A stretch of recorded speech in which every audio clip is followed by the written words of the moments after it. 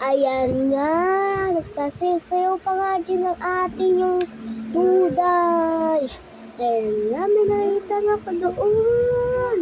Maglilinis nga yung mama ko sa taas, kaya binidyohan ko na lang nga. Ayan nga, sabi ko kalapati ata yung kukunin niya.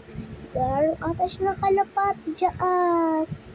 Yun pala, nakita ko, cartoon lang pala. Ayan nga.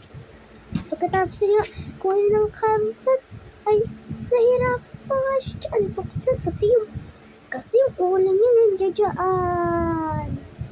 Tsaka hindi niya nga din maayos yung carton. Kaya buti nga naayos niya. Ayan, ganyan dapat. Ang galing-galing mo, kaya i-close mo na yung door. Don't narp yan, be. Ayan nga, okay. Ay, wait lang. Ay, ayan nga, naghintay pa nga ang ating dyan. Ang tagal-tagal nga. Kaya pinabilisan ko na lang nga ang video. Ayan nga, bang naghihintay ako dyan. Lumipit nga yung buhok ko dahil sa electric fan. Ayan nga, tulog na mo na ang ating dyan. Pagkatapos ka matulog ng ating dyan, ang ginawa niyo naman, anong sayo-sayo muna sa dyan.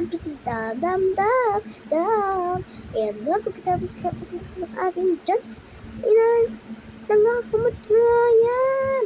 Habang maghihintay nga siya dyan, sinilip niya nga muna. Kulit din ng ate nyo, kaya sinilip niya nga ulit. Pero wala pa naman, sinilip niya ulit. Kaya nga, gusto na nga humiga ng ate ko, pero hindi niya magawa kasi baka biglang ma-end yung video. Ayan na, nag-artihan pa ang ate niya dyan. Ayan na, humiga mo na nga ang ating dyan. Ayan na, nakababa na nga siya. Tapos na nga. Basta nga siya magligpit. Kaya nga magbababay na nga ako sa inyo. Yun lang, bye-bye. Mwah, I love you.